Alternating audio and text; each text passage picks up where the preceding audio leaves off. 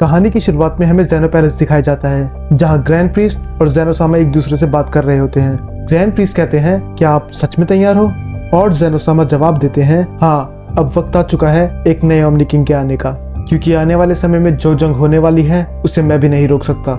फिर कहानी पास्ट में जाती है और हमें दिखाया जाता है कि किस तरह गॉड ज़ेल्मा ने मल्टीवर्स की शुरुआत करी और उनने उस वर्ल्ड को दो हिस्से में बांट दिया, एंजल वर्ल्ड और डेविल वर्ल्ड। एंजल वर्ल्ड के सुप्रीम गॉड थे ज़ेनोसामा और डेविल वर्ल्ड के डिमिग्रा, और दोनों ही एक दूसरे के वर्ल्ड में इंटरफेयर नहीं करते। पर डिमिग्रा इस बात से खुश नहीं था कि उसे अनंत अंधकार में अकेला छोड़ दिया गया, तो उसने कसम खा ली कि वो एक दिन ओमनी किंग को मार के दोनों वर्ल्ड्स का गॉड बन जाएगा, और उसको रोकने की पावर खुद ज़ेनोसामा के पास भी नहीं है, क्योंकि डिमिग्रा पूरे मल्टीवर्स का सबसे स्ट्रॉन्गेस्ट गॉड है। फिर कहानी प्रेजेंट में आती है। ज़ेनोसामा ग्रैंड प्रीस्ट को आदेश देते हैं किसी ऐसे बच्चे को ढूंढ के ट्रेन करना जो ओमनी किंग बनने के लायक हो, और ग्रैंड प्रीस्ट ने सेंस के बारे में बहुत सुना था, तो वो प्लेनेट वेजिटा की तरफ निकल जाते हैं।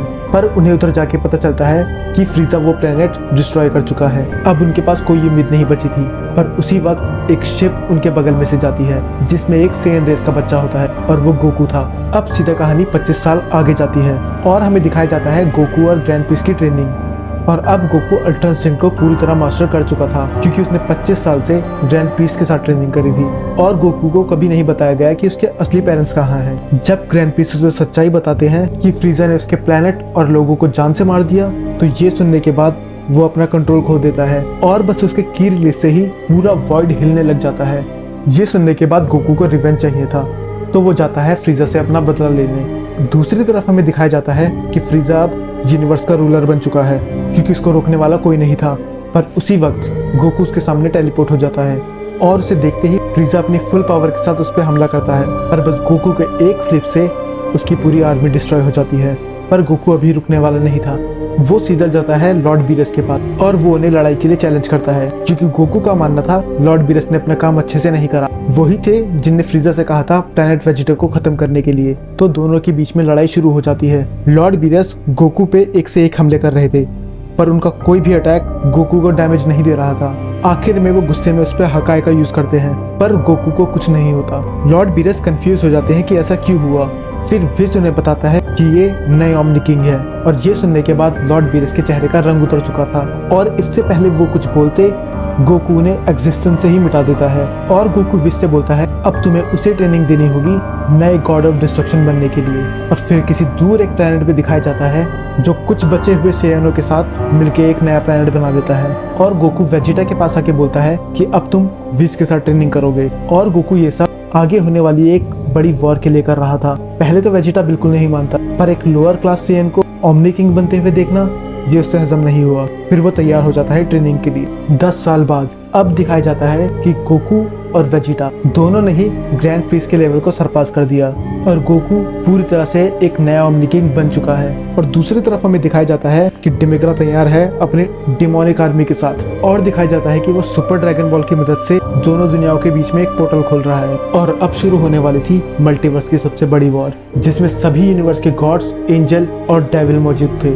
गोकू की आर्मी में सभी यूनिवर्स के गॉड्स, एंजल्स और सुप्रीम काय मौजूद थे, और डिमिग्रा की आर्मी में डेविल्स और खूंखार मॉन्स्टर मौजूद थे। और फिर कुछ ही देर में एक घमासान युद्ध शुरू हो जाता है। ये ऐसी जंग थी जिसका कोई अंत नहीं था। वेजिटा अपनी गॉड्स की आर्मी के साथ डेविल्स आर्मी के साथ लड़ने चली जाता है, और ग्रैंड प्रीस्ट भी जाते हैं एंजल्स आर्मी के साथ। और हमें फाइनली देखने के लिए मिलता है 1-on-1 डिमिग्रा वर्सेस गोकू।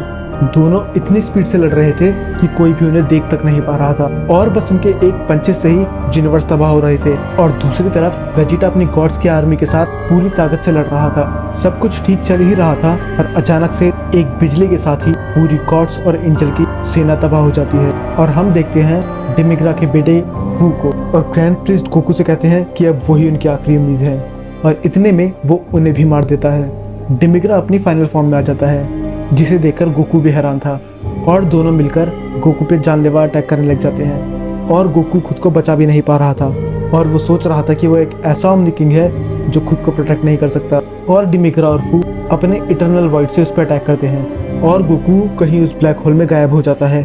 बाद में हमें दिखाया जाता है कि किस तरह ज़ेनोसामा ने उसे चुना था, और वो सोचता है कि किस तरह ज़ेनोसामा ने उसको ये जिम्मेदारी दी थी।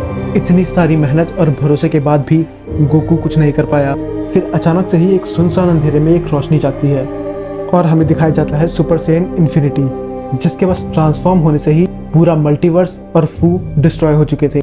अब बस 3 चीजें ही बची थी, गोकू, डिमिग्रा और डार्कनेस। इस लड़ाई के बाद पूरा मल्टीवर्स ही खत्म हो गया था। तो दोनों की लड़ाई में कौन जीता, ये कोई नहीं जानता।